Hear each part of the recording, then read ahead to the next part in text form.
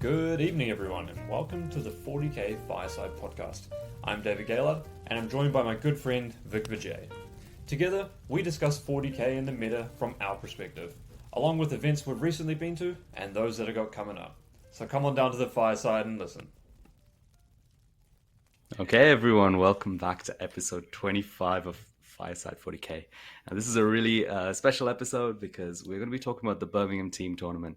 And in the last episode, the episode before last, number 23, we talked about kind of our preparation for Birmingham Teams Tournament. It happened last weekend, and we were lucky enough to win the entire event, beating Team England in the finals. This episode, we're going to run through kind of a bit more detail on our preparation because we couldn't kind of give away all the secrets last time. But now we can.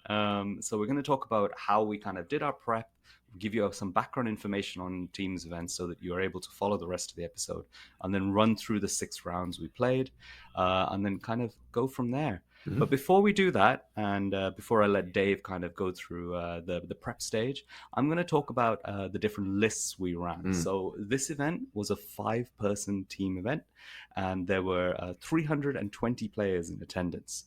So fairly large event. Yeah. And so 64 teams, just for heads up. 64 teams. So it does actually, in the 5 rounds that everyone plays, it takes it down to 2 undefeated teams who then play in the final round. Perfect.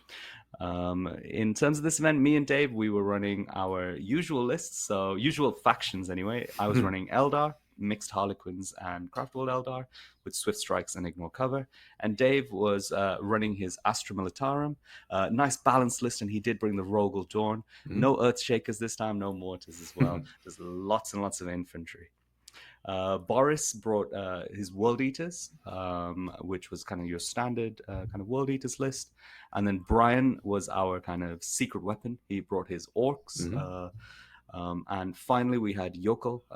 Jokull was playing Iron Hands, kind of your standard Iron Hands list. So we had a nice, strong, balanced lineup of factions.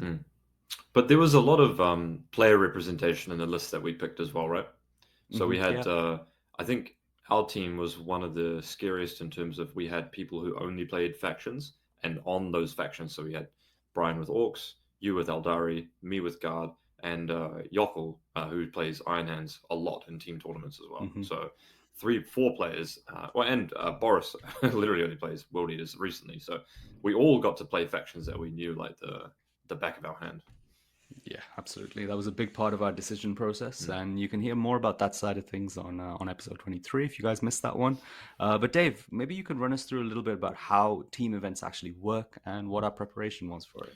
Yeah, so I guess administratively in the tournament, what will happen is there will be rows of 5 tables, and your team plays on one side of that row, and the opposing team plays on one side of that row, and the captains play at both ends of that row as well. Now, the team usually consists of 5 people, but you can have what's called a non-playing coach, or just like a coach who can, what we did, go through your players, and your players can point to a score estimate, and then they can keep a running tally of what the score throughout the games is. So if you need to tell people to push or hold, you can make that decision mid-game, which is super important. So we had our teammate Chris Radford, who wasn't even playing the event, come in on Sunday and help us out with that, which was awesome as well. And then we did it for ourselves on Saturday. But so what will happen is you will get paired against another 5 players, and the captains or whoever does your pairings will go against your opponent to do the pairing. So you've got 5 factions, they've got 5 factions. You first begin off by putting down an attacker who is so you put down 1 faction, and then they put down 2, you put down a defender, and they put down 2 to attack that. So you put down 1, they put down 2 to attack it, and you get to pick one of those 2, and you do the same for them. You put 2 to attack their 1 defender. Now in 5s, what happens is that process gets repeated once more, and then the pairings naturally fall out of the bottom of the decisions you make in the second iteration of doing that. So there are quite a few things and nuances, and I won't go too much into how to best prepare for all of those and the intricacies of that decision making. If that is something you're interested in, there are people that do it much better than myself and Vic. There's a show called Into the Matrix hosted by the Polish legend Typhus, who is an absolute wizard on this and has a lot of great content for that. But that's the rough kind of gist of it, really. So for us, we luckily, and just to make this clear, I was involved in the pair. I was the, I guess, the person who had the chief executive pairer. But the reality is that we had Jokull Johannsson who put in, and from our perspective, I think an insane amount of effort doing research on pairing estimates. So I guess that's one thing to talk about. That's probably the big thing, isn't it? Yeah. So one of the big things is so you use a matrix. So you have your faction versus your opposing team's factions, and what the estimate for that would be. So we used a pretty simple system of win, draw, loss, and flip. So a flip would mean if you go first or go second, it could be either higher or lower by like plus or minus 4 or something. So that's like a bit of a coin toss matchup. Draw is like in the ranges of 10, 10, 9, 11, 11, 9. Win is kind of like 12 plus, 12, 13, 7, 12, 8. So that it's very simplistic, but we use that. And I don't think you really need to go too much more complicated than that, because it can make it more difficult when you do your actual analysis of how to pair things. But the most important part is that you have accurate estimates of, say, for example, you want to play World Eaters into Genestealer Cult. You need an accurate estimate of how that matchup should go. Should it be a 12-8 loss? Should it be a 10-10 draw? Because all of those things feed into how you do your practicing for your pairings. Now, Jokull is an absolute machine, and he literally contacted like lots of top European players, and we had Brian actually do the same to ask for their estimates for their faction against other factions. So we had I don't know if they listened, but Myson from Team Poland give GSC estimates. We had Anthony Vanella give estimates for World Eaters. We had other estimates for Necrons. We had estimates for Iron Hands from all the top European WTC players. So that was a huge bonus, because it means that you don't obviously you want to try and play the matchup that you expect. You can have a practice game to the matchup that you expect you're going to play, but it allows you to do that and have a good degree of certainty to it as well. So if the top player says it's a draw, and then you think, okay, that's a draw, and then you think, okay, there's quite a bit of player skill difference, it's like it's definitely a draw at that point. So that's really good. However, we didn't actually, when we paired, we didn't take into account player skill gap at all. So we only paired on our matrix to say, this is a win on paper, this is a loss on paper, this is a draw, and we assumed that everyone was the same player skill difference. Yeah, and this event's a little bit interesting because in, say, WTC, the World Team Championships, you'll have different boards that people end up playing on. In this event, there's just 5 boards with all the same terrain, so that variable is removed. So the only variable we need to account for outside of player skill, which we disregarded, was the mission that we were playing, which did sometimes affect how we felt some of our pairings would go. So before each round, we would kind of sit down as a team for about 5 minutes, all get our phones out, look at our little spreadsheet and see what our pairings are for that particular map, for that particular pairing matchup, and we would kind of adjust appropriately depending on the mission. Yeah. And I think that worked really, really well. Yeah, so we actually, before the tournament, we also had the what we thought were about the top 7 teams. We had all of their lists and factions, and we had all of our pairings and practice pairings done into each of those teams, regardless of whether or not we hit them in the tournament. So we actually knew this is what our first defender will be, and if they defend with this, these are what our attackers are. And Jokull and I had actually done practice pairings against all of these other teams, where either I would play the opposite team and Jokull would play Ignite, and we would practice pair and be like, okay, this kind of happened, but then if we leave these two, we get a pin on this faction, for example. And actually pinning even in 5s was super relevant for us, because we actually had 2 shooting lists and 2 melee lists, which allowed us to pin kind of matchups that either didn't want to be in melee or didn't want to be in shooting.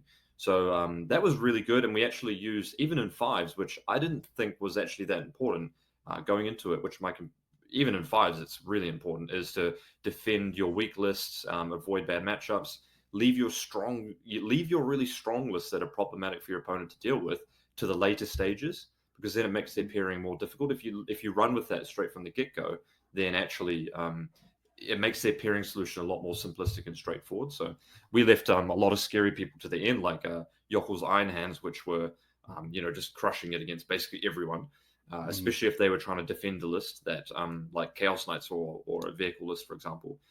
We had Iron Hands waiting there, so it made it really tricky for them. or we had like Brian's Orcs, for example.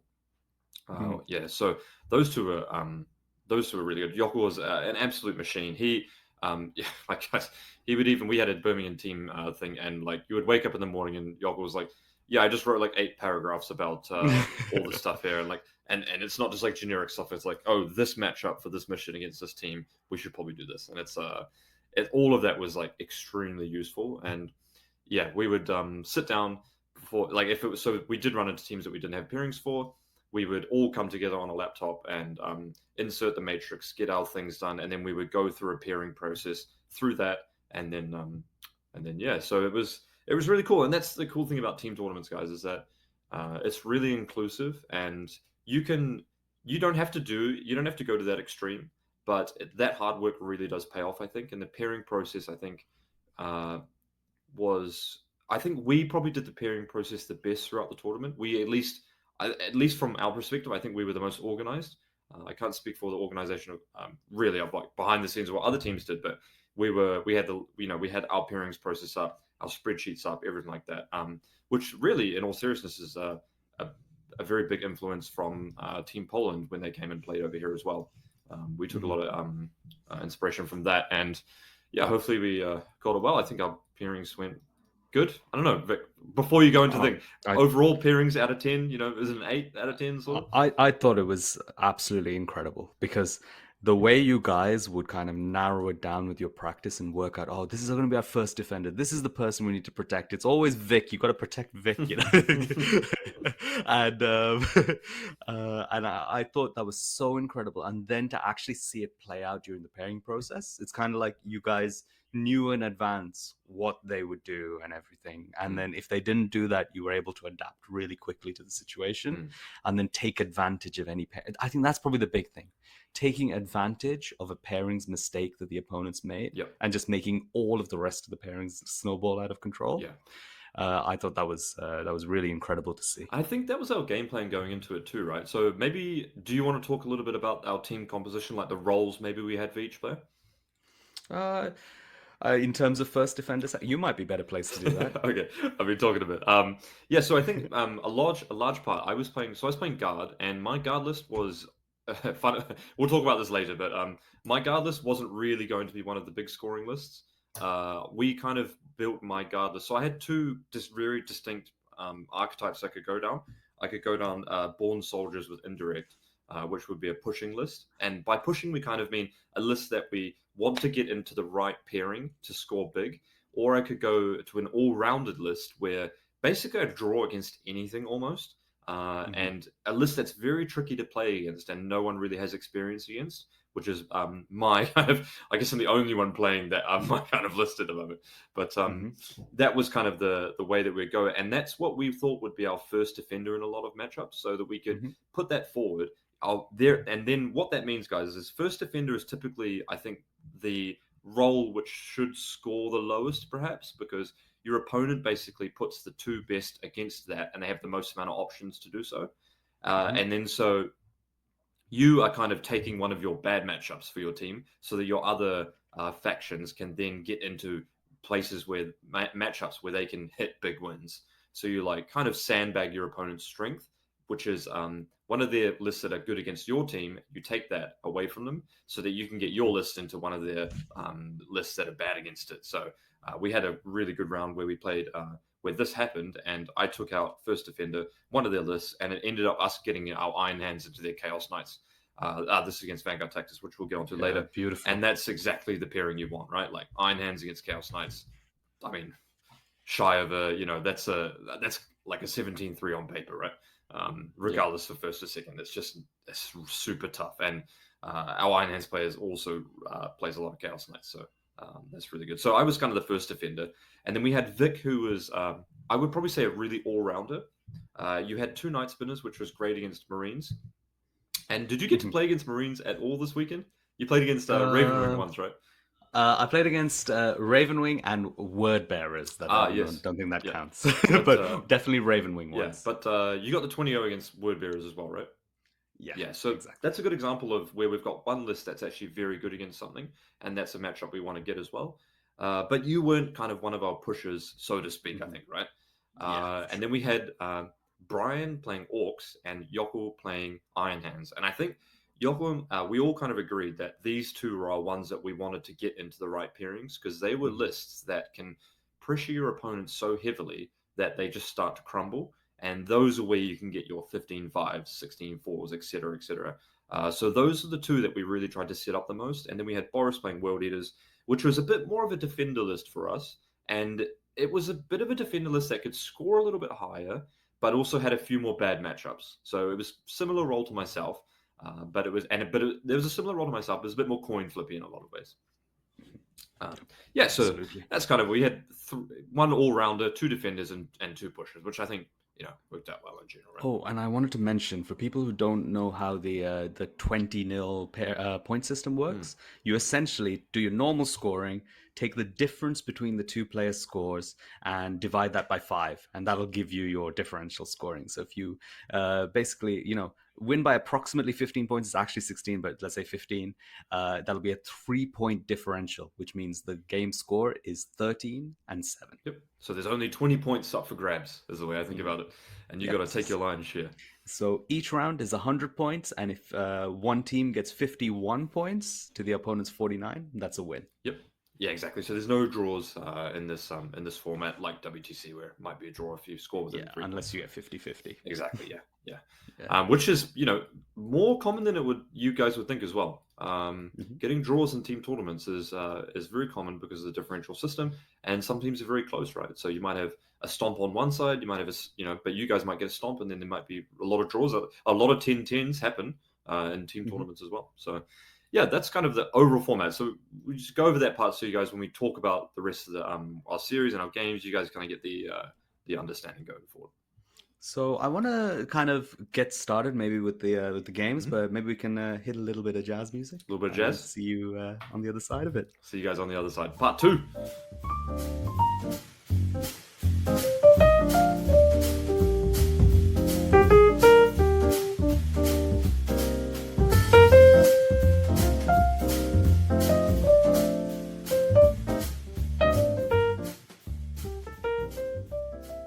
Okay, so here we go. We're going to talk about our games. Now, our first 2 rounds, we're going to talk about a little bit more briefly. These ones were, really fun to play against these guys. They're very, very lovely, but there's a little bit of a list advantage for us in these ones. So we started off in round 1 playing against Ordo Hispanicus. We had a little bit of time because we knew that this was our pairing a few days in advance. So we were able to kind of have a practice run and get ourselves warmed up a little bit with kind of rechecking our matrix and everything. I don't know if you remember any details of the pairing process in this, Dave, or shall I just go through what our pairings were? Yeah, just go through what our pairings were. Sure. So we had me paired into Kano's Guard, and then we had Dave paired into Imperial Knights. Boris with the World Eaters paired into Necrons. We had our Orcs with Brian paired into their Blood Angels, and then we had our Iron Hands Jokull paired into their Drukhari. Now, out of these, we had 3 games which were 20-0 wins. So this is a win of greater than 50 points. So that was Dave absolutely killing the Imperial Knights. We had Brian absolutely killing the Blood Angels, and we had the Iron Hands, as you would expect, going straight through the Drukhari. I think possibly the more interesting ones were the other 2 games, which were actually pretty close here. We had Boris playing the World Eaters into Necrons, and I think Boris had a challenging game there where he actually realized that is exactly how the game will go regardless of who he's playing against. And it's always going to be a round draw territory, which I think was actually pretty useful for us to know. For sure, definitely. Because I think we kind of had World Eaters as doing a little bit better into Necrons than that in our heads. And actually, at the time, we specifically put Boris into Necrons here because Team England were playing Necrons, so we wanted to get kind of some live information, or at least Boris get some practice into that right from the get-go.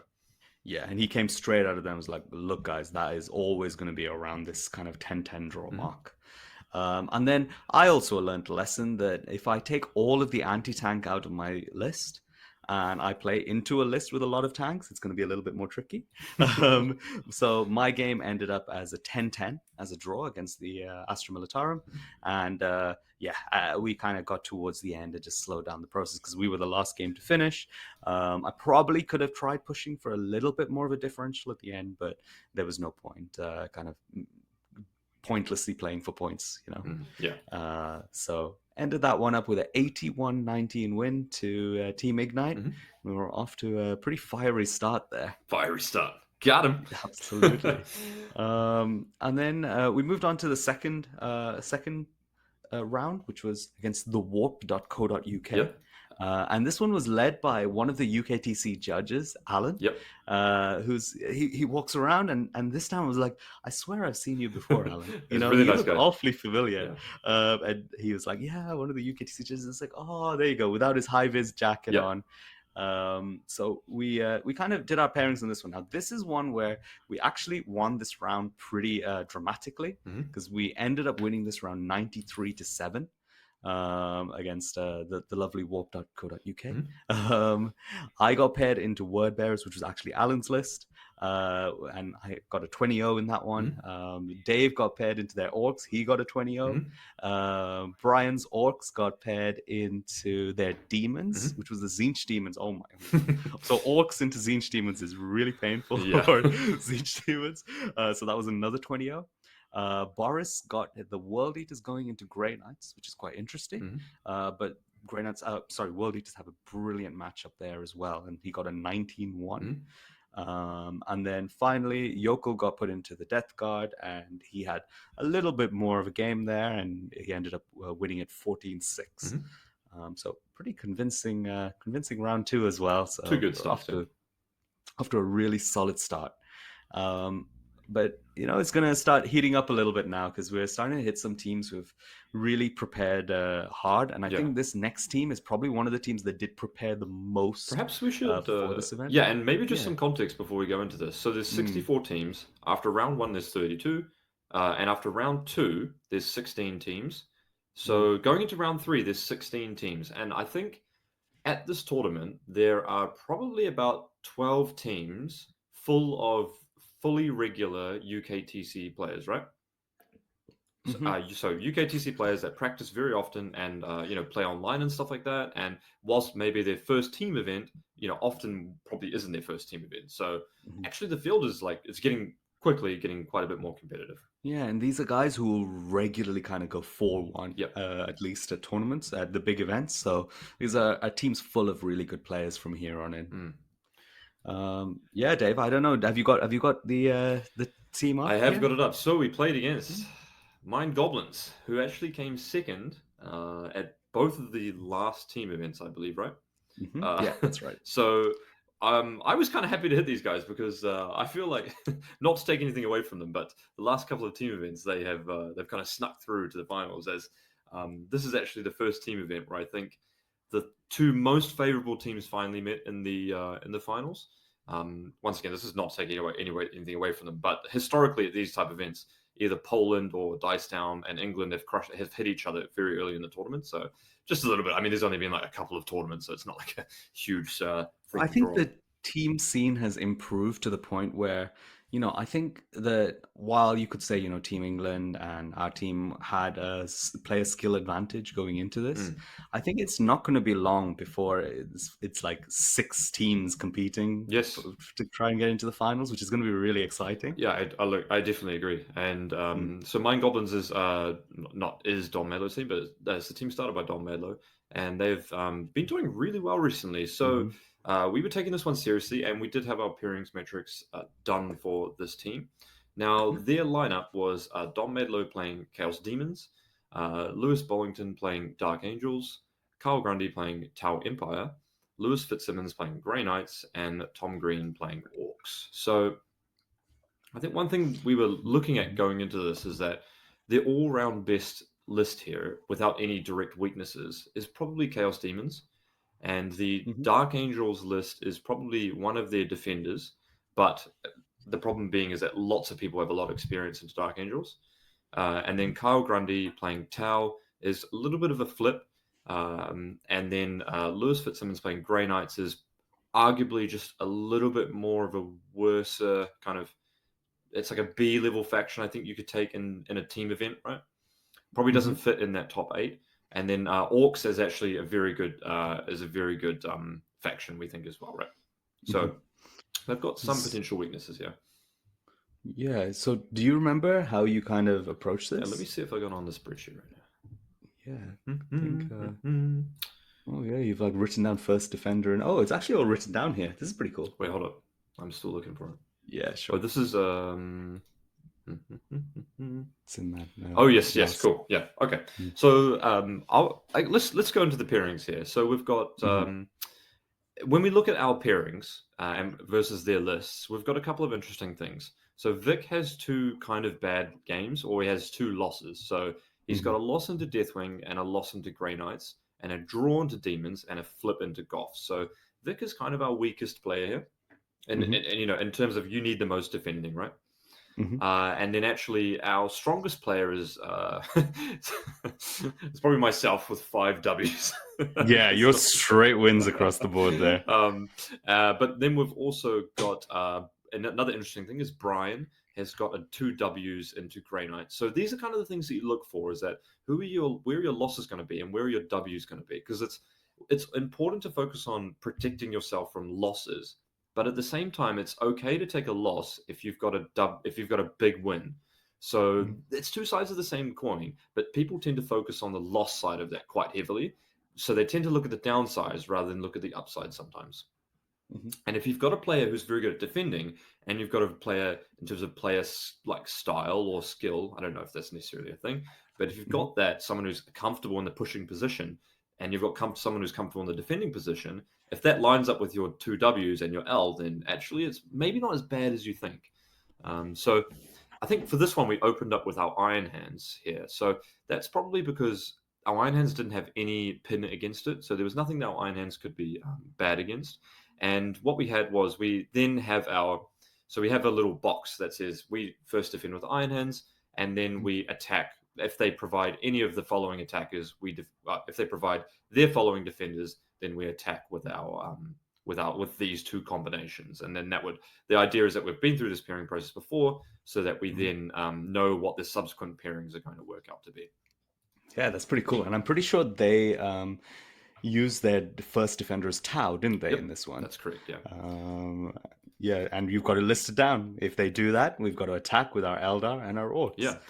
So I think you obviously good in Tau. You had the W there, and what our theory there is that Brian has a flip against Tau, but Brian is just a monster. So Brian also plays Tau, and actually Orcs can get you in such a bind that you can very quickly get steamrolled. So if we put their Tau in a position of, do you want to play Vik or Brian, who are arguably I don't know, the 2 best players in their faction on the planet. It's not exactly an easy prospect to look into. So they ended up taking the Orcs there, and that ended up being quite a good win for us. And then, so if we go down through the scores, we've got, let me bring it up here. So Vik, actually, we'll go over your game. Your game was we'll go my game at the end. Okay, yeah, sure.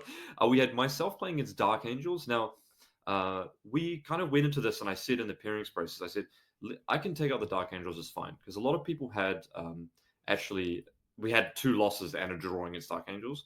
But the thing is, I've played this exact mission and against this exact army 3 times already in high tournament positions. So I was just super comfortable being like, I know exactly what everything does.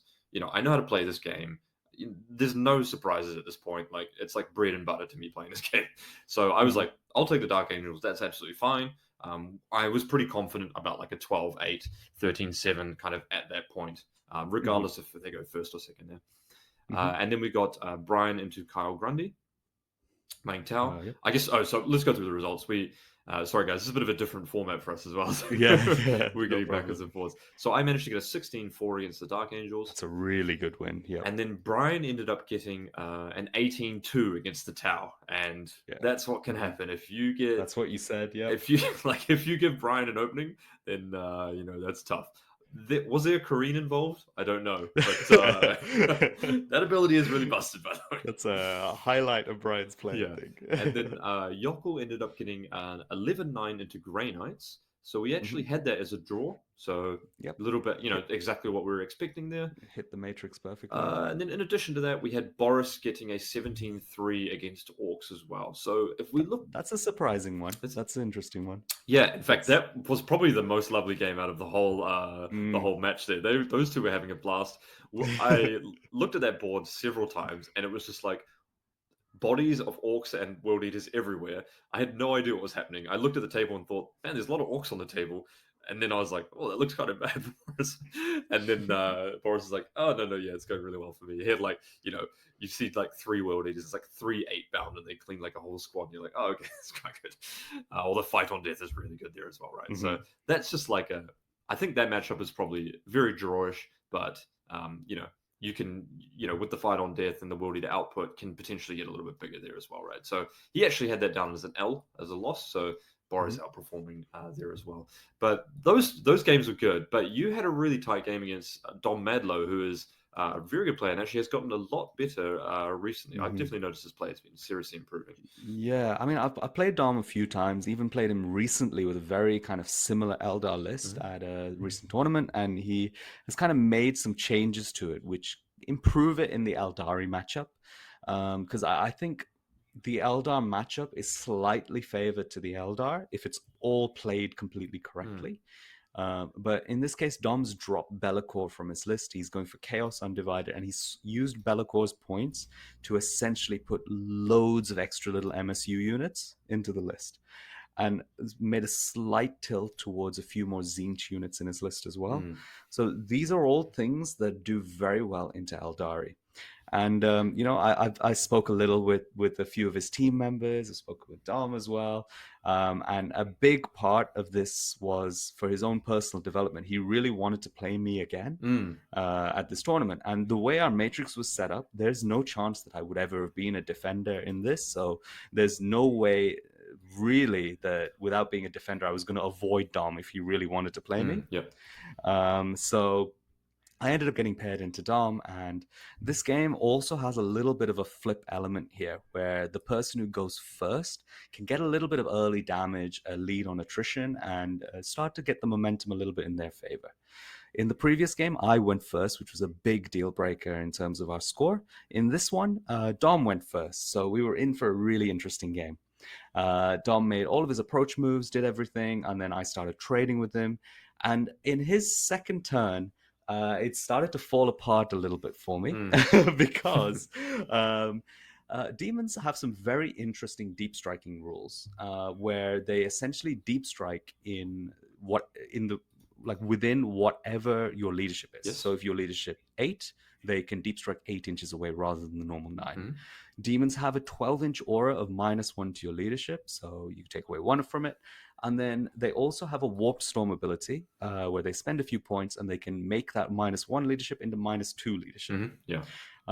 So I forgot / didn't really know about this additional -1 leadership. It's been a while since I've played demons, right? So you haven't had to practice into it. Yeah, so I didn't really account for that. I kind of did all my measurements. I set up my forward screen. That's what you always do against deep striking armies. You get a little bit of damage in, score your points, and while you're doing that, you try and set up units for a screen. So you use the bare minimum for that. And sometimes you need to throw 1 extra unit to do a little bit of screening where they haven't actually gained any value for you. And for me in my list, that's the Venoms. They're only 40 points. They move 22 inches and they just fill in the gaps in my screen. So I set up this forward screen and then the rest of my army behind it. And I tried to set up a certain amount of space so he couldn't kind of deep strike behind my front screen. What I didn't account for is when he puts the additional -1 leadership, it leaves a perfectly flamer-sized shape between my 2 screens. And he was able to put not 1 unit of 5 flamers, but 2 units of 5 flamers directly in the middle of my 2 screens. Now, I have to make a point here that I think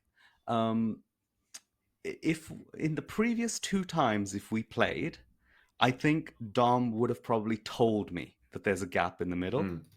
Like, for example, at the start of this game, Dom tried to move a unit to try and charge me, and I was like, look, man, are you sure you want to do that? My unit is light sated, so if you charge me, I can move 6 inches away, and this unit will just be left in the open. And he was like, oh, okay. And he put his unit back where it was. which is the normal way to do it. But I think Dom was so focused, he was like, I have to try and win this game. So this was step one of that. He put his 10 flamers in the middle and he killed both layers of my screen. So I lost about 8 units in that turn. So just most of my army just removed, and now I'm playing with scraps. We ended up playing through the game and kind of doing all the little trading. I got my few little tricks off. He got a few more little tricks in there. And we ended up with still a pretty tight score here.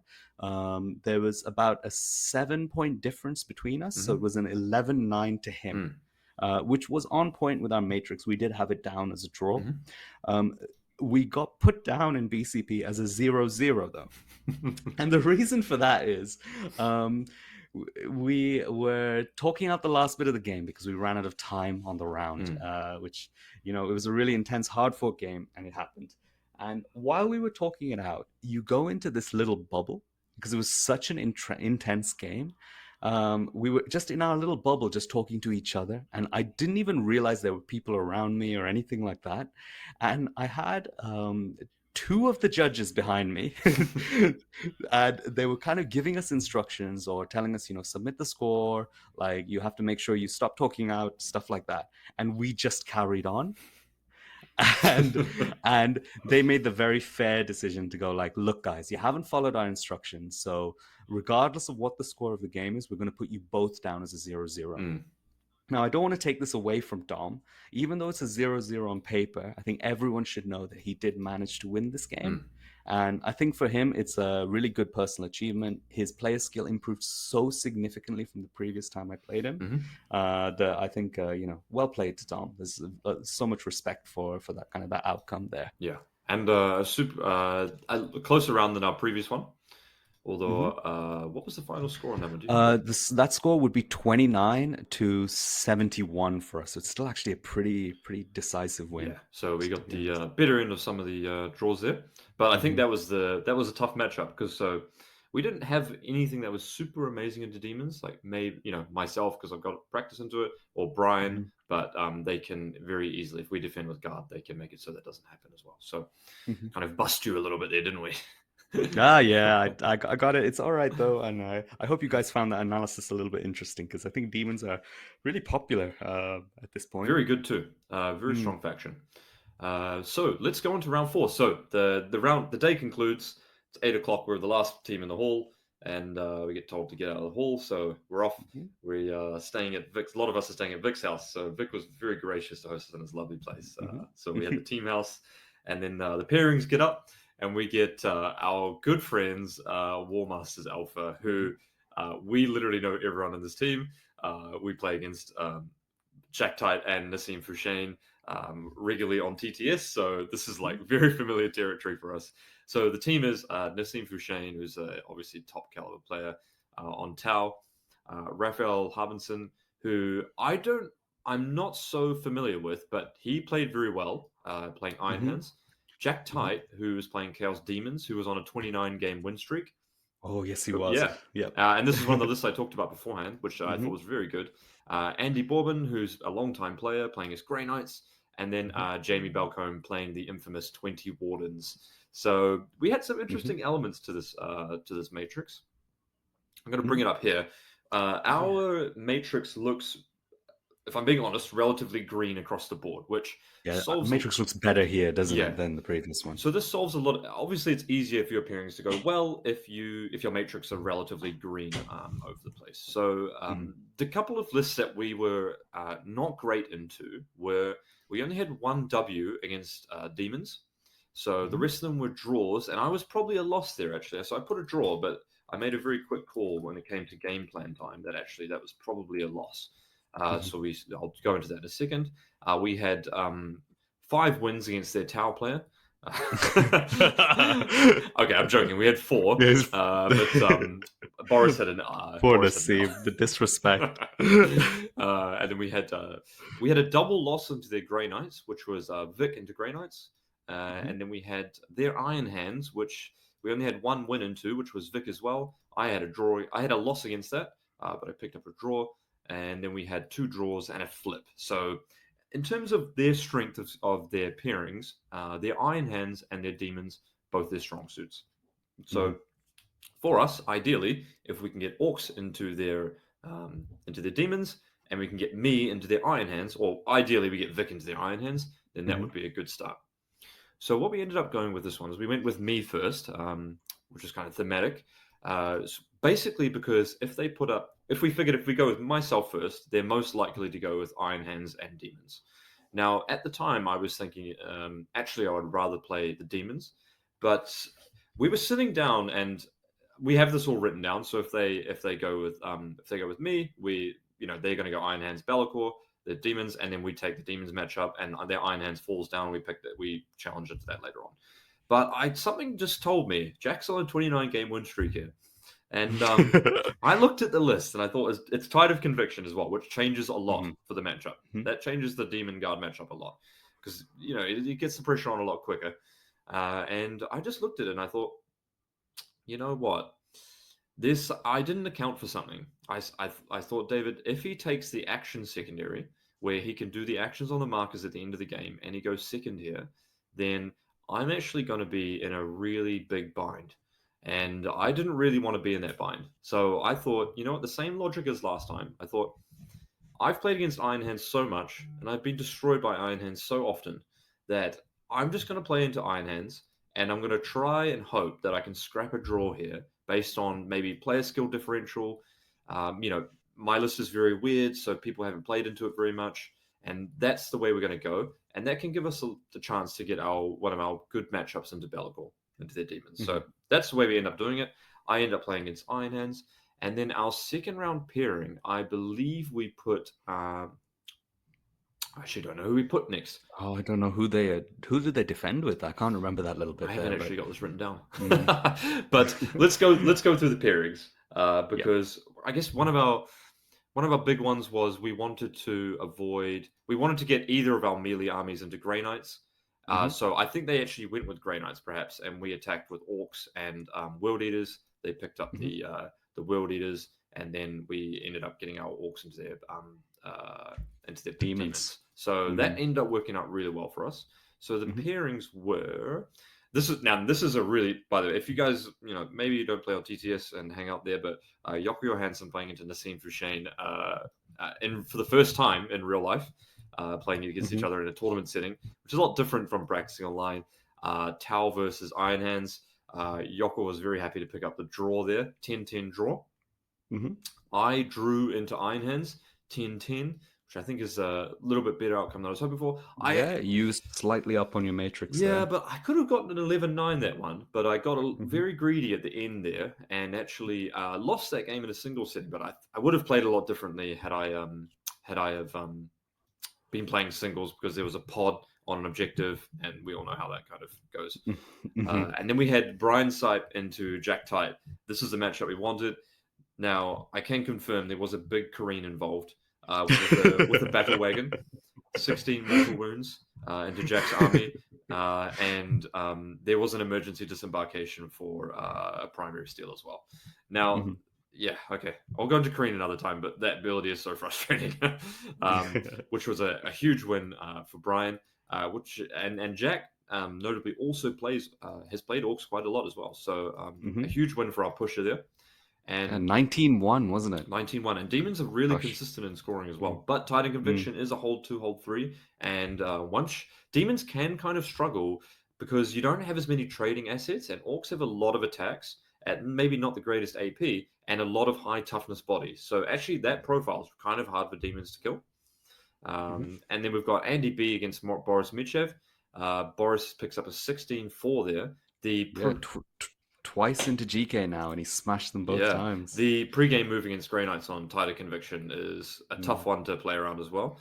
And then the pairing, which I think is probably the most interesting, maybe, is you playing against 20 Wardens. So do you want to chat about that one briefly? So we were all having some drinks the night before, and I was really tired, so I was getting loopy. I was starting to say things which I shouldn't have been saying about pairings. I was so getting overconfident, like, oh, everyone, like, we're gonna win everything. And then Brian and Jokull just stopped me for a second. It's like, look, Vik, you put in the pairing that you're going to beat Custodes. And I was talking about, oh, I think I double win this. I think I get a big win. And they're like, hold on a second. Do you know what they do? And I was like, not really. and then they kind of ran me through it, and they convinced me down a little bit on it. So my argument why I thought Eldar would be very good into Custodes, regardless of the fact that I don't necessarily, have any great anti-tanky kind of guns, but I do have a lot of ignore cover at strength 6, which is a breakpoint. AP2, which is a breakpoint as well, where you put them on their invul save, you're wounding on 3s. And I have that in high volume with mortal wounds as well from Psychic Phase. And I think all of these things mean that I can do damage to the Warden units. And the big factor that I thought made this game much easier than it otherwise would have been is that we're playing on Tide of Conviction. A Dawn of War mission, where we have the entire width of the board to play, really allows very fast armies like Eldar to hit one side of the board and stay out of range of these kind of melee blocks of units. Now, Custodes are a little bit faster than Deathwing Terminators. So I'd say they move almost double the speed. Yeah. So it means that they will always reach the middle of the board on turn 2. So as long as I accept I'm losing my home objective on turn 2 and I'm playing everywhere else on the board, it's going to be fine. I beat 45 Deathwing Terminators with exactly the same concept on this mission. And when we went in and played this game, Jamie's super nice. I played him before. And, he realized very quickly after my first turn where I killed 11 of the Wardens. That's crazy, yeah. That he's at 11 of the Wardens and also an entire flank of random units, that he can't actually do any kind of approach turn without too much attrition. And then his unit of Wardens that was intact, I missed Restrain, which was the half movement. If I'd hit Restrain, he would have had nothing to get into. Yeah. He managed to get onto my home objective, and I just took his home objective. And then he lost his army by turn 4. And one of the strong things in that army is the no fallback, right? Or you have to roll off to fall back. But that only works against things that don't fly, if I'm correct, right? You get +1 to the roll if you fly. Exactly. So it can even work on that. But really, like, it won't come up in this game, in this matchup. Oh, so you just whatever he touches, he kills, and then you just need to not let him touch something that survives into combat for a turn. Exactly. Yeah. You keep the bare minimums on the objectives that he wants to or can get to, and you just kill all of the other supporting pieces until it's only 10 Wardens alive. And so I killed his entire army except this one unit of 10 Wardens just on my home objective. Yeah. And it was very obvious that was the progression of the game as soon as we started. Jamie saw it coming and he was just like, oh, this is not good, after we started kind of rolling out the dice. And it ended up as a 17-3 for the Eldar. Yeah, it's very hard if you have that list, it essentially has 2 units, right? And if you were to play, say, if your opponent had 2 big knights, you would think, okay, well, I kill one and I run around the board, right? So it can't be everywhere, it can't hold all the objectives, and that's kind of similar in that theme. If you can kill one, run around the board, it can't be everywhere, especially with an army with so much speed. He had 2 little knights, which were actually really good versus me. But the thing is, on this mission, kind of the range that I can move and then charge, it's so easy for me to just throw a Viper into the armigers, and then they just end up shooting the Viper. And you can kind of really pin them down. And I only really need 2 turns where those knights don't really do anything for him to have taken too much damage. So it was quite a straightforward game plan in the end. Nice. Got him. That one was 72 win for us, 28 loss for War Masters Alpha. But a big shout out to the guys. They're all super lovely, super regular players, and they're all complete blast to play against. So that was a super fun round. I'm really glad we got to play them. So we played Mind Goblins, we played War Masters, and then the next round was so much fun as well. Now, at this point, there was actually a 1 in 3 chance of hitting Team England. We had prepared extensively for our matrices for hitting England on this mission and the next mission. That was our area of primary focus. So we were actually I think bomb mission we thought was a little bit better for us into England, but I think actually the way it worked out, scouring actually ended up being better. So we were going into this, we were actually saying, look, if we do hit England now, it's not going to be too bad. It should be on paper. We're up 2 points here on our matrix, so it should be a positive territory. But we hit Vanguard Tactics, who are going currently X&O at this point. And this is a team we played against previously when we played for Dicetown at the first team tournament as well, right? With a similar number of players in them, Ben Jones and Mike Costello. And yeah, I was super excited to play this one. All these guys are super lovely as well. So this is awesome. So we did have a matrix for this team as well. Our matrix is no longer in existence, from what I can see. For this one, there should be a VT tab on the matrix tab. Yeah, but it's you might have to have a little look to see if you can find it. Yes, you are correct. It was lost in the wall. There's been some editing issues going on. Okay, never mind that. All right, scrap that, guys. But okay, they had some really interesting lists here. They had Ben Jones playing Eldari with triple Phoenix Lord, which was actually a tough one for a lot of us. And then they had Chaos Knights with 13 Armigers, which was tough for some of our lists, but very, very good for our other lists as well. They had Tyranids, which we had 5 Ws against, but actually the game we got didn't end up going a W into. No, we were wrong, I think, with that. And definitely. Yeah. And then what else did they also have? They had George Crabtree with his demons, who apparently played very, very well against Brian. And then they had Jack Downey, who played into me. He had the kind of Ravenwing heavy list. Yeah. So I'll kick it up this time first. So throughout the UKTC tournament, I've been playing it for I guess over 2 years now, and there's always been a guy I've chatted to because he's a really nice guy. So nice. Ben Jones, and I've always just chatted to him about, hey, what are you playing, man? Oh, you having a good time? And oh yeah, I really like that. And it's a super nice guy, like goes to LVO and stuff like that, but I've actually never played him before. And I guess if you're a listener, you've probably got people like that, that you've never actually played against in the tournament before. But I ended up playing Ben Jones here, and it was such an awesome game. But I was more than anything, I was just more excited to play Ben. So I really enjoy playing new players that I haven't played against before. It's just, there's something cool about meeting new people in the game. So I ended up winning this one 16-4, and I think we had this down as a draw. But there's a big caveat to this. Ben's list is quite first turn dependent. It's got 2 units of War Walkers, 1 of 2, 1 of 3. It's got Karandras, Striking Scorpions, and then it's got another 4, and then it's got D cannons, which you can put on the line, move, and then shoot. So he's got a unit 5 Shroud Runners, a unit 3 Shroud Runners. So I have the benefit of being in Team Ignite, which means that I regularly get destroyed by our ever so growing number of Eldari players on a regular basis. So I'm just like a huge punching bag, more or less. So at this point, I know what basically all this stuff does. And I actually chat to Vic beforehand. And this is the best part about having a team as well. You can chat to your teammates. And I literally said to Vic, I was like, run me through this, what I need to do. And Vic was basically like, look, David, there's a lot of Alpha Strike in this list. You need to be careful. You can move the D cannons, shoot. So if you're 30 inches away, 31 away from the line, so he can't shoot you. Karandras and the Striking Scorpions, and then blah, blah, blah.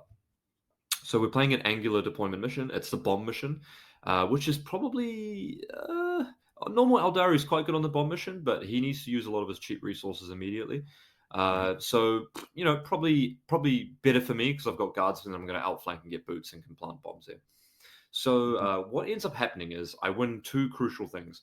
I win the first roll off to forward deploy, which means that I put all my 3 sentinels right in the diagonal middle part of the board.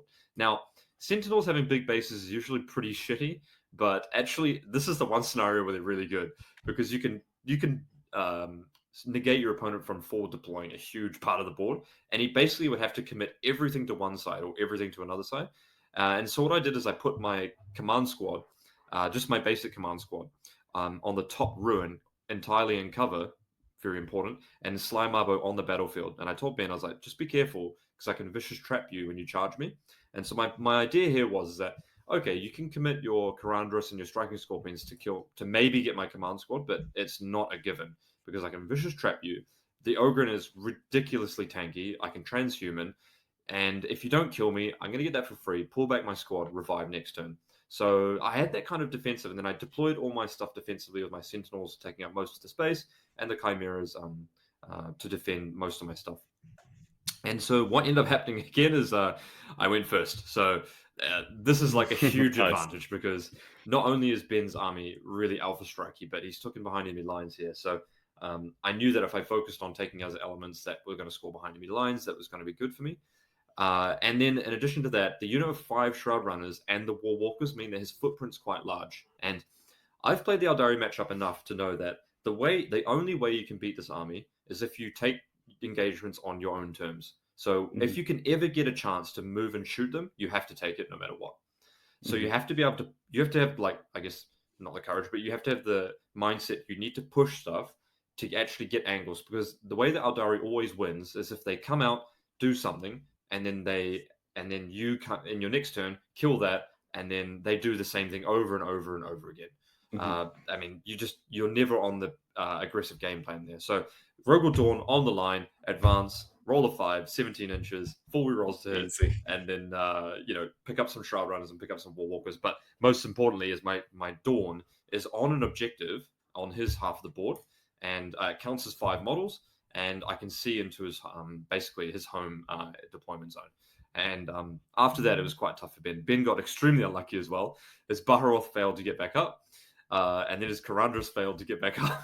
Oh, no. And then his Irilith got back up as well. So, I mean, with swings like that, it's super hard to win the game. And my list is extremely good if it goes first, because it can deny primary very well. And once I get my transports into positions where you can't shoot them, it's very hard for you to stop me from doing what I want to do after that. But nice. It was a bit of a deep dive. It was a super lovely game. I will be very happy to play to play Ben again, because I hope he gets the better end of the dice rolls next time.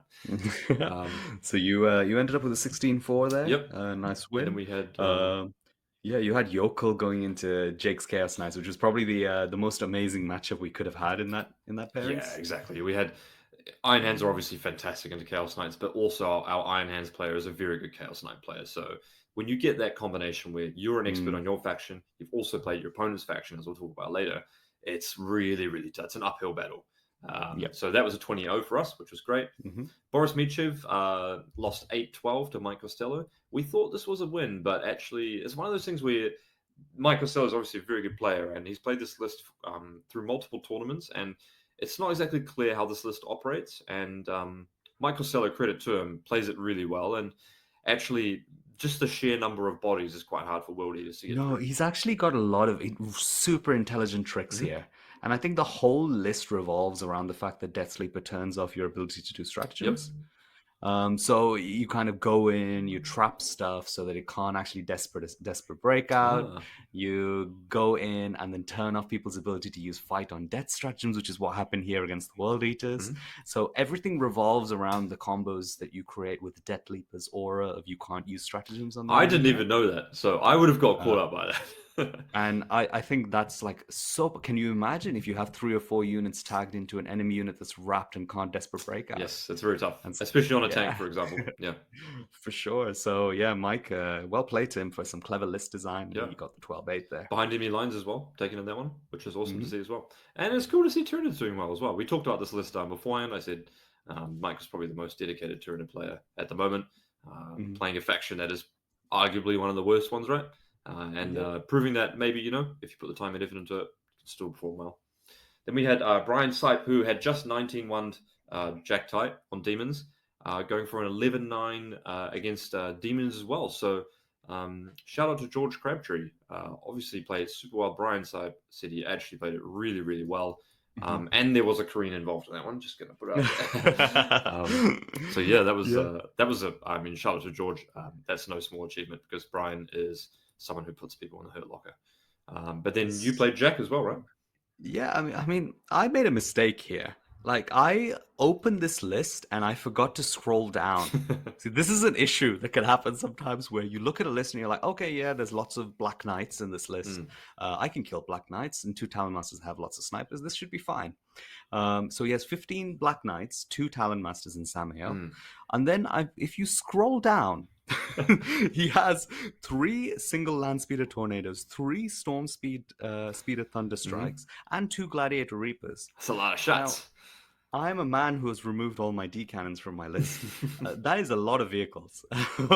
So I made a bit of a misjudgment here. I put it down as a draw on my matrix because I know Ravenwing's pretty good into Eldar.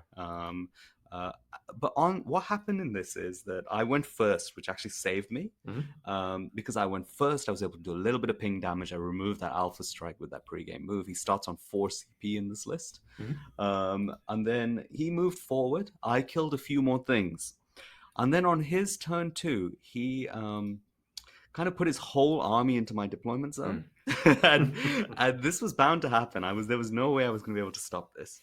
And he just like shot loads of things in my army. And at this point, I'm looking at a small loss. I can probably kill the stuff in my deployment zone, but I'm only going to have a few characters left at the end of this. But I have 2 single warlocks. Now, warlocks are known for rolling a perils and then blowing themselves up. Now, these 2 single warlocks, in order to cast a super smite, they need to roll an 11 and not a 12. Both of them rolled 11. Yes, let's go. The super smites. One got 6 mortal wounds and the other one got 5 mortal wounds. God. So these 2 warlocks took out most of a Black Knight unit that was screening his character. Wow. His Talon Masters. Blew them up, blew the entire deployment zone up, and that allowed me to end the game with a 10-10 draw rather than a loss. Brutal.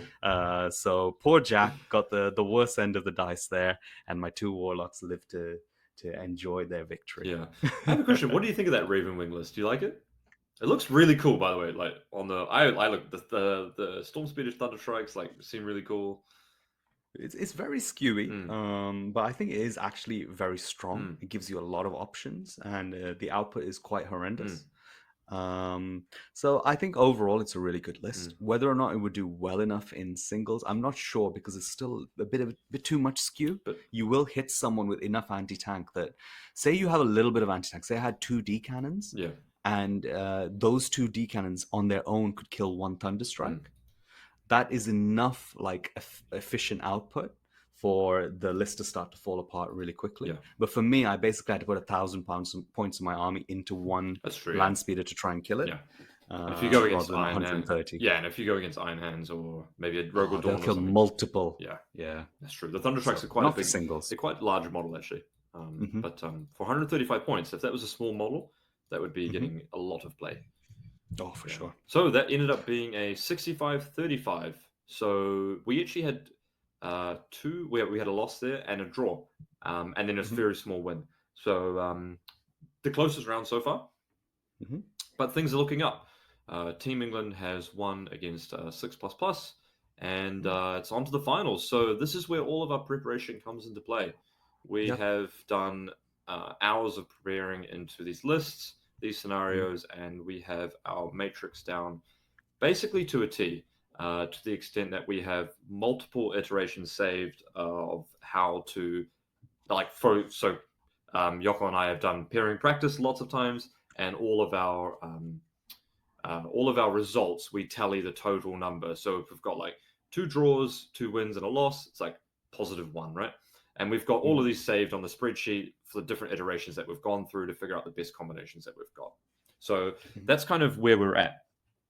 There's a couple of themes that I think happened throughout this, which came into play as well. One was that I would either play Necrons or Thousand Suns, and one is that World Eaters was probably going to hit Genestealer Cult, or you were going to hit Genestealer Cult, Vic. And then what was another one? That our Iron Hands could go into the Necrons as well. So actually a lot of the stuff came to fruition, and I think all the pairing practice we put into this one just came through absolutely massively. In fact, our matrix was extremely close to what we thought it was going to be. No, sorry. Our matrix wasn't maybe close to what we thought it was going to be, but the overall score of what we had predicted actually reflected the end score of the total team result here. So I think Team England obviously have an extremely good lineup. They've got Manny Chima, Matthew Robertson, Josh Roberts, Mike Porter, and Chris Kinnear. So this team, you're going to know better than I, Vic, so correct me if I'm wrong on some stuff here. But one thing I didn't know is that Team England have never lost on home soil. Is that correct? I don't think they've ever lost a team event. Any team event. Any team event, which means any team game, Yeah. just at all. So, yeah, it's pretty, I didn't know that wild, one. So that's wild record. Yeah, I mean, props to them, right? That is a phenomenal record. So it's maybe good that someone can finally bring them down. But I'm sure they're going to come back hungrier than ever, which is kind of scary as well. So what was their lineup? So so they had a really good lineup here. So they had Mike Porter on GSC with a number of transports and 80 neophytes. No, he had one transport and 3 of the kind of underpriced Goliath faithfuls. Very good. They had Matt Robertson on an Eldari mixed list, very similar to my list, almost identical, just he's got D cannons and I've got Night Spinners. And then we've got Manny Chima on the Thousand Suns. We've got Josh Roberts on Space Wolves and Chris Kinnair on his beloved Necrons. Yeah, so there's quite a lot of nuances in these lists. Christopher Kinnair's list is supposed to be quite good. Well, we thought this list was designed to beat my list. There's a lot of decision points that you make in there that seem to be completely designed to beat Guard. Then we also thought the Space Wolves were obviously very good, and then their Eldari list was our worst. We had the worst pairing into that. In fact, you were the best one into that. It was a mirror matchup, obviously. Obviously, Matt Robertson's a very talented player. That's an underestimation. But you did have the list advantage in that one. So that was kind of our 100%. One angle there, right? The other angle we had was Brian, because Brian obviously plays Eldari as well. And the Scouring, potentially good. And then we had myself as like a draw into that. I play out a very tight draw range, but in all seriousness, but with Warp Ritual behind enemy lines, maybe it's a slight loss. But then again, the primary for my list is very strong, so tough to say. So what we had, we did lots and lots of iterations of this, and what we ended up coming to is that I will be first defender. So we thought if I defend first, then they will definitely go with Thousand Suns and Necrons here. Now, the reason why they in theory want to go with Thousand Suns is because we can pin their Thousand Suns with World Eaters and Orcs. Now, Thousand Suns against World Eaters or Orcs on the Scouring is not the hole that you want to be in. World Eaters get a 5-up Feel No Pain against Mortal Wounds, and Orcs have so much bodies that and so many good melee profiles into killing Terminators, like the War Boss or Zagstruck is, like, off the top of my head, great at killing Terminators. Mega Knobs is good too. So there's a lot of high output damage there. So that's what they wanted to avoid. And as we kind of suspected, their Necrons were going to be great into Guard. I think after I played Josh Roberts at the Warhammer Fest, we had a close game, but I managed to shut him out of the game. They were kind of reevaluating that matchup. Now the Scouring is obviously different, but I can understand why they didn't want to go for that. And I think his list is one of their stronger lists, so they want to save that. And then the Eldari matchup, maybe they could have put that into me, but it's one of their stronger lists as well, so they want to save it for later. What they ended up doing is presenting GSC for us to attack. And our Matrix, we had Iron Hands or World Eaters. Now, I don't think GSC want to play against 15 Desolation Marines and 2 units of Infiltrators, especially if Iron Hands maybe goes, even if they go first or second, no prisoners is probably what you take. So you're in kind of trouble against 15 Desolators, I think, there.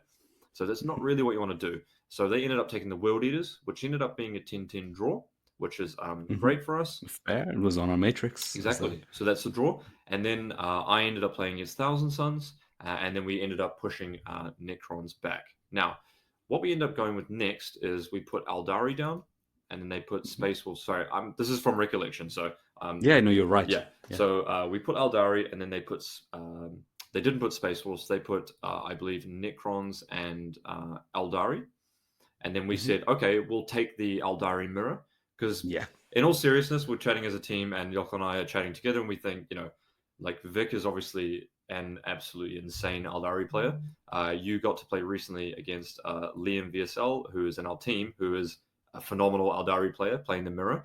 And then you're a little bit tech towards the mirror. So we had absolute confidence in you going into that matchup. So we were like, let's take that.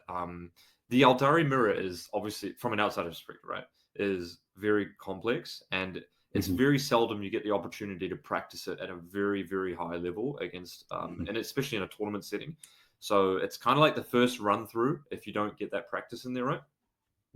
Yeah, oh man, this is like really good thinking though. It's quite impressive you guys think of all this stuff on the fly. And it removes the Eldari as well, right? So we take that, and then they attacked with what did they attack with next then? I think they might have attacked with Necrons, I want to say. No, maybe they attacked with Space Wolves. And yeah, they attacked with Space Wolves. Then we put Orcs and Iron Hands. Yeah, this is right. Yep, we put Orcs and Iron Hands. They chose the Space Wolves versus the Orcs, which meant that the Iron Hands were playing the Necrons. So correct, yeah. That's so to recap, we had. Can you go through the recap really quick? Yeah, sure, of course. So we of all the pairings? Yeah, of all the pairings. Yeah, sure. So we got Boris with the World Eaters playing against Mike Porter's GSC. We've got Brian playing into Josh Roberts. Brian with the Orcs playing into Josh Roberts' Space Wolves. We've got you, Dave, with your Astra Militarum playing into Manny Chima's Thousand Suns. We've got me playing the Eldar Mirror against Matt Robertson.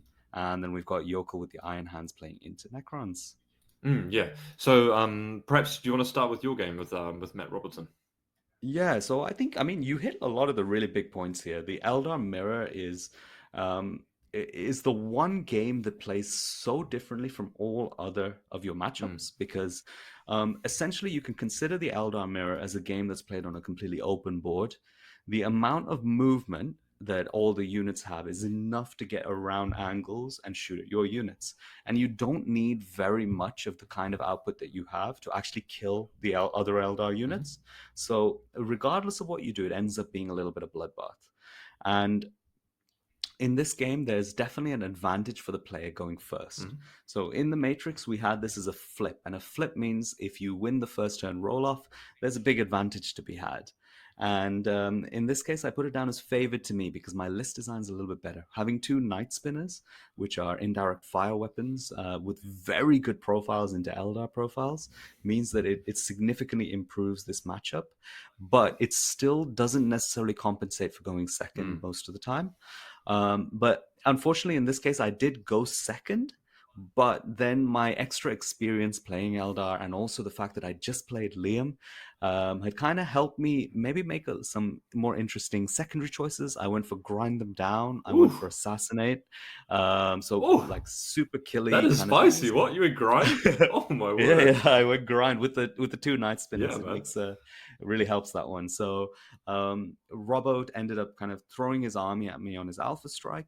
And another big thing I've realized is that in the Eldar Mirror, you have to be a little bit careful on your Alpha Strike because there's actually an optimal amount of units to commit because technically you could commit almost your entire army to an Alpha Strike. That's the level of speed of the army. And Robbo committed 2 units of Shroud Runners, a War Walker, and a unit of Striking Scorpions, which is 4 units there to his Alpha Strike. He went in, got his angle. He killed 1 Star Weaver with the Striking Scorpions, and he killed 2 Shroud Runners with his 2 units of Shroud Runners, as in 2 single model Shroud Runners. Right. So 1 unit was down to 1. And the thing is, between Fate Dice, a CPU reroll, and the actual averages of output from the Shroud Runners, you should probably only kill 1 unit of Shroud Runners with 2 units of your Shroud Runners. Yeah. Which is a big trade down in this game. So actually the optimal targets are try and kill the 2 Star Weavers in this case. And if you can, try and get into the Warp Spiders as well. But Robbo, if you don't play this game over and over again, you just assume one of your units of Shroud Runners has enough shots to kill an enemy unit of Shroud Runners, just off the top of your head, but it's not actually the case. Ignore cover as well, right? So you're taking 4 Ignore cover, so you're taking 4 up saves and, strength 4 on the sniper rifles. Yeah. It seems like it's a good profile, but it's actually not. And then, I essentially killed the units in front of me. And then, because I'd gone for Assassinate, I took a few angles with my Death Jesters. I killed his Farseer turn 1. You had the 2 Death Jesters, right? Yeah, I had both Death Jesters shot at the Farseer, picked him up. And then Baharoth went in, did a few wounds to Karandras, and then I picked up a few other little units with my Night Spinners. that level of attrition was too much here for Robbo. Mm. He hadn't fully decided at this point that he was on the path to getting tabled. I also hadn't fully decided. So our coach, Chris Radford, he came over. He asked me, what's the score? After my first turn, I took me from, before I was on a 6-8, I took myself up to a 12. Nice. What's the, so then, let's just I'll interject really quick. At this point, it's basically everyone's done their first turn, and Chris has gone through, and what he actually has, guys, is physically he has a notepad that has 0, 2, 4, 6, 8, 10, 12, 14, 16, 18, 20. And what he does is he holds that up to a player, and then you as the player, you simply point to one of those numbers, and that's your estimate for the game. And our team rule is that you have to point to a number. And what he does is he tallies all those numbers, and then he gives a current estimation of the score. So after turn 1, I think our sheet said 44, 56 or something like that, right? Yeah. So actually, we're like, we were okay, we're not winning currently, right? And it's a really interesting psychological thing, I find, when you get, when you get that piece of paper and it's like, oh, by the way, the update is we're down, 6 points here right now. And it's like, oh, okay, but I think that just goes to show the strength of character from the people on our team that, we all stick in it to win it. And, we all like it. None of that. I personally was like, I didn't see that as like, oh, fuck, we're out, we've screwed it up. I personally didn't feel like that, but yeah. Yeah. So at this point, Chris shows me the total score, estimated score, and I was like, "Do I need to push?" And he was like, "Yes, if you can." So at this point, my game plan changes from passive, like slow grind win with no risks, to I need to set up for turn 4, like being in his deployment zone with my army. So turn 2 and 3 are my approach turns. But what actually happened was on his turn 2, he like shot me a little bit, and then on my turn 2 killed almost his entire army. And then on turn 3, he made the decision that after counting all of the score, if he lets me score grind them down for more turns, then actually my win is going to be an 18-2 here. So instead, what he did was he threw his units into me, like he charged his warlock into my Baharoth and stuff to try and kill him. And he just made sure he tabled himself on turn 3. The anti-grind, I love it. So good. So he did that, which means that I was just short of the 18-2 and ended up on a 17-3. Wow. So that shows his level of experience with teams play. That he can analyze the score sheet at that point and realize he gains an extra point on the differential if he tables himself. That is okay. That's pretty next level. So there's that side of things that he managed to like gain an extra point like that, but also there's another side of things that there is no way their matrix or their discussions going across the line would have realized that Robbo was going to lose this game 17-3 going first. And I think this was one of the two kind of big swings for us in this round. So just as we have Chris coming around on our side of the table, Nathan Roberts is also doing it for their side of the table, right? Nathan Roberts, a super lovely guy, the brother of Josh Roberts, is captain for Team England. Josh Roberts. Yeah, he's one of them. So we use the pen and paper, but as you're playing, you can obviously kind of see what's happening, right? If you're the opponent, So both teams are kind of getting the vibe at this point, right? Like we're like, oh, we're down a little bit, but then all of a sudden, like your game's going really well, and then we're down a bit because like, well, I don't know where to go at this point, but there's potentially another game that's going really well for us. Yeah, go on. Let's hear about your game, Dave. Come on, because we'll do the two good games first. Okay, yeah. Yeah, I guess if people in the UK probably know by this point, I've played against Manny Chima. I think Manny might be the person I've played against the most. Yeah, actually might be the person I've played against the most out of all my things, and we have probably quite a bit of history between the two of us. I've been fortunate to be on the better end of that as of recent. But what happened is that Manny's playing Thousand Suns, and actually in our previous podcast, I explicitly said that's a bit of an interesting choice, which is more or less code word for I don't think this is a good pick for an army. And that's got nothing to do with player skill or anything like that. Objectively, I don't think it's a good army to take. And so there's a couple of things going. Well, there's two really big things going against Manny here. One is that the mission is awful for him. The scouring is so easy to get primary denialed on that it's like you can get stuck in a hole really quick. On top of that, my list is not the normal guard list at all. My list is actually primary denial list, because I've got all my vehicles. My Sentinels count as 3 models, my Chimeras count as 5 models, and my Rogal Dawn count as 5 models. And I can make things obsec, and my army's is the best case scenario for my army is that you don't bring it down. I use all my vehicles to sit on your objectives. I wrap you up in combat.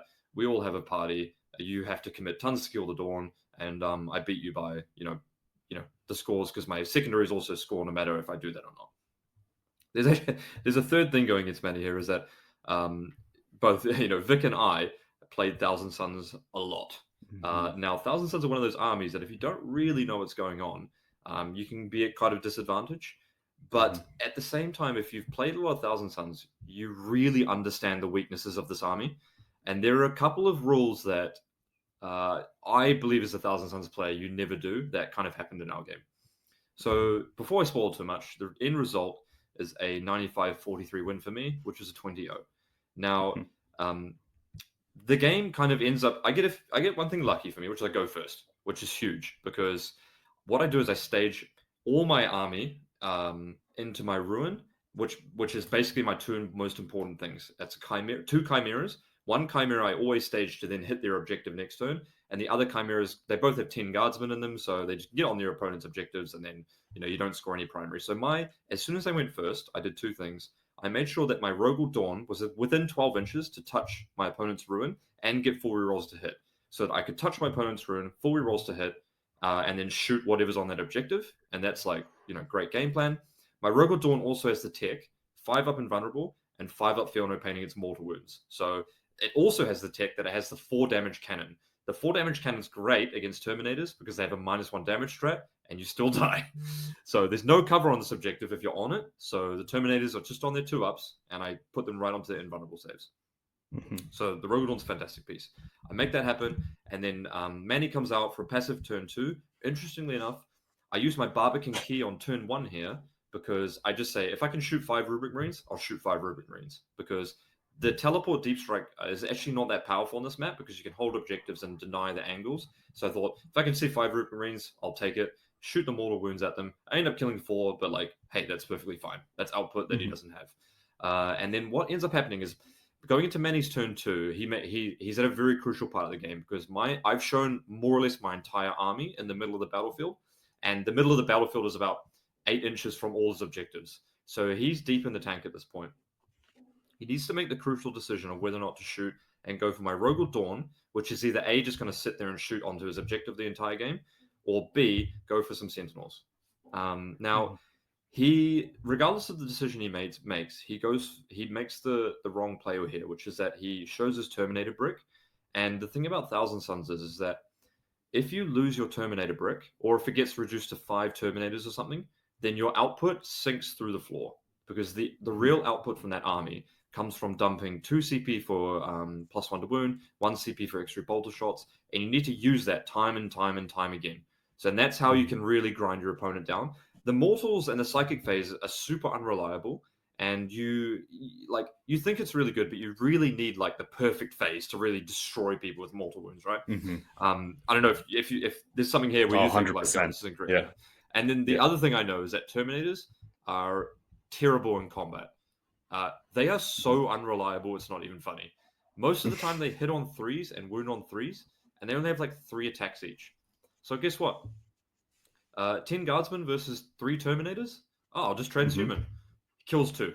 8 obsec models.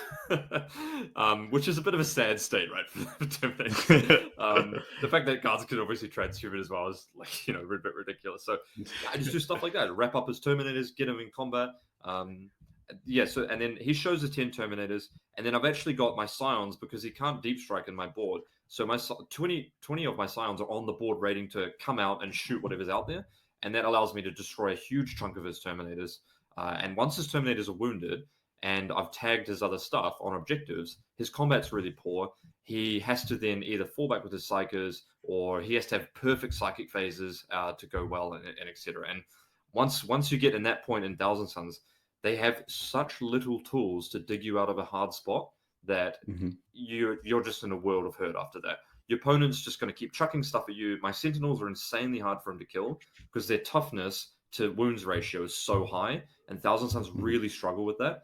They're great at killing like elite armies, right? Where you got to pay a lot of points for things, but 10 guardsmen, yeah, kind of tough. Or 6 sentinels, yeah, that's a pain in the ass. 2 KD command squads, yeah, you got to dedicate like 600 points at least to killing those, maybe, right? They've lost a lot of output by not having the broken flamers anymore. Exactly, a huge amount. Yeah. And then loss of AOC was huge as well. There's one spicy point of the game where I actually shoot my Rogaldorn as Araman to shoot on death and pick it up as well. That was quite big. Powerful. But that's a really tough line to see when you're. I've been in that situation with Thousand Sons a lot of times. You've been the same, Vic, where it's like you're under the pressure. There's so many things you need to calculate and plan for contingency for that it's super easy to miss something like a shoot on death because you're not focusing on that. You're focusing on like, where do I need to position my models? How many need to get into combat? How many are in cover? If he shoots back, how many can I hide? Etc. Etc. So that's really tough. His Araman was also on 3 wounds already because he had Perils and rolled a 6/6 and then taking 3 wounds at the start of the game. So, okay. Yeah, after that, I just keep chucking stuff onto the objective. And this was a big flip point in the team match because Nathan Roberts comes around and Manny's like, might be like maybe I get like 18-2. And at this point in my head, I'm just thinking, David, just play your absolute best. There is a chance you can 20-0 this, but just focus on your game. And then hopefully when people, down the line are like, okay, Vic and David are getting big wins, I can just let Chris deal with all the other 4 people and communicate that to get us to a position where we're going to win. So that was a good game. It's a good example of if you know an army very well, you can identify the weaknesses. Yeah, well played. Wow, that was really defining for us to get 20-0, get that pairing in, against a really good player, and that really set the scene for it because between us we had set ourselves at 37. So the other 3 players, 37. Yep. So the other 3 players need to get 14 points. Yep, that's correct. Yeah, so that's really a lot more straightforward than we thought it was going to be at that point. But we did have a little bit of bump. Yeah, you go for it. We had a little bit of a bump because Brian's game into Josh. So this is the Orcs versus Team England Space Wolves. We kind of thought this one was going to go a little bit better. We had it down, I think, as a draw in our matrix. No, win for the Orcs. Win for Orcs. Yes. Okay, and. The scouring, there's a lot of engagement there. There's a short distance between the deployment zones, etc. And, Brian goes second, which is, I think, not good. And then he decides on his turn 2 that he's going to run at Josh, do his war, go for the aggressive play, try and actually smash this game. And it didn't work out. He actually kind of bounced on that turn. He missed a lot of his charges and just didn't do the output he needed to. And Josh ended up hitting him back really hard, and the game spirals from there. So Brian actually ended up taking the 20-0 loss here. And, it's an awkward one because if he'd gone for the passive game, he would have scored about 8 points. So it would have been an 8-12. Yep. But on the matrix, he had it down as a 12 as a win. So it's really tough to see that. And because it all happens in early stages of the game, he doesn't have the information for the rest of us. But at this point, as soon as that goes wrong for Brian, we now have the information that it's looking really bad on Brian's table. Yep. Try and kind of push and get some points here, guys, if you can. So yeah, Brian took the 20-0 loss, and it's now looking at we need those 14 points between 2 players Boris now. And Jokull now. It's gone from 3 to 2, which is a bit more dicey. Yeah, so Boris plays Mike Porter. Their game actually ends up clocking out on end of 4, so both players have played their 4 at 65-65. So the judge, Zach made the call there to score it at 65-65, which is a 10-10. The game is looking extremely drawish anyway, and without time to play round 5 and almost 0 plays being deterministic at all, it's difficult to say oh yeah, it would have been a 12-8 or etc. because there's so much interaction that needs to happen at that point as well. But that's how Gene Stealer Cult versus World Eaters. So a nice work to Boris getting the 10-10 there. I think we had that as a little bit of a loss or it's like drawish territory on the Yeah, matrix. drawish Yeah. territory. And then we had Jokull playing against Chris Kinnear, Iron Hands versus Necrons, and we had this down as, let me have a look now, as a draw as well. So This is draw. very accurate predictions from us. We had a 10-10 draw there, which ended up being, so Brian got 0-20'd, I 20-0'd, we had two 10-10s, and then Vic beating Matt Robertson 17-3 is the difference maker between the 43 and then the 57 extra points that we ended up getting there. So it was fantastic. I mean, when you look at these matchups on paper, you think Jokull versus Chris, Vic Vijay versus Matt Robertson, David Gaylard against Manny again, Brian against Josh Roberts, Boris against Mike Porter, like. All of these games, if it was a singles tournament, would be like, oh wow, like these two people are playing, which is and anything can happen, and it's kind of crazy. So yeah, I was elated to win. It was the culmination of like so much team practice and preparation that we'd put in beforehand. Everyone on our team went to links to practice matchups that we thought were going to happen. So like I played against Necrons, for example. Jokull practiced as well against Necrons. You played against Aldari. Brian, just I don't think he practiced with Orcs because he played Orcs way too much. He plays millions of Orcs games. But, and then Boris was practicing as well. So practice and preparation really pays off. And I think that that kind of showed in the end result, right?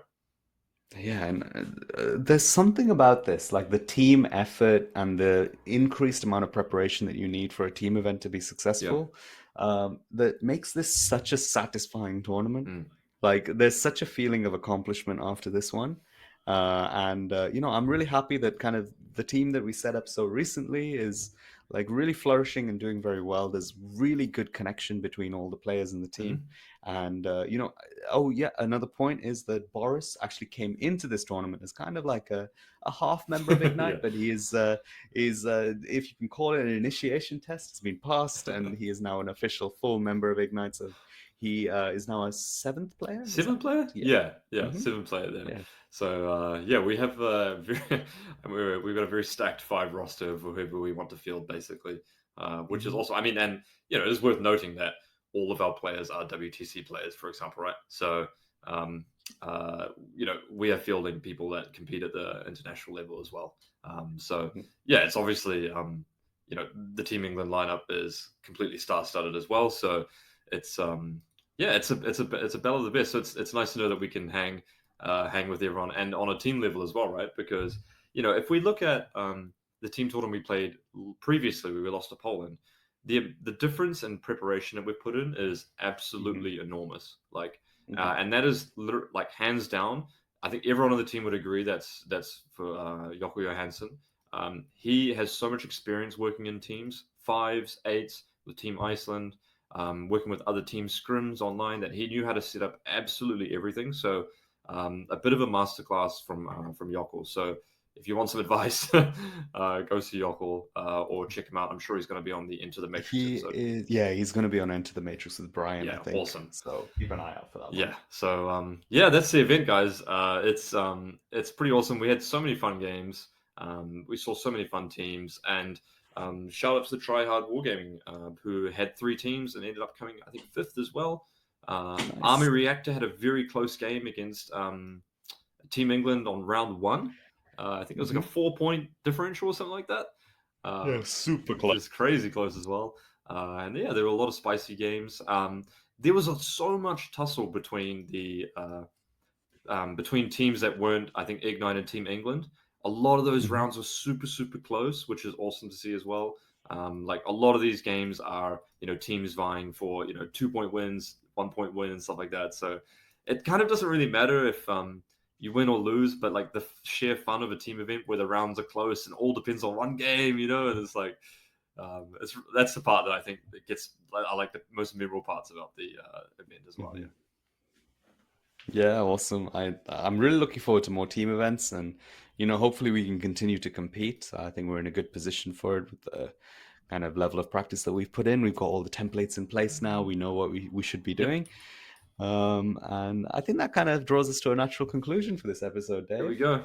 I mean, I would love to hear people kind of dropping comments and kind of discussing this with us, especially if they've got any questions, and we'll be happy to answer them in YouTube comments, or if you kind of hit us up on Discord. Yeah, there you go. Hope you guys enjoyed this one. Whew, this might have been the longest one we've done. It's a long one. Casual hour and a half. So good. Nice. We had a lot to get through, and guys, keep an eye out for more content. It might just be a little bit slow until 10th comes out at this point. Yeah. So yeah, you may not hear from us for a little bit unless we get a really big kind of leak or something for us to analyze and discuss for you.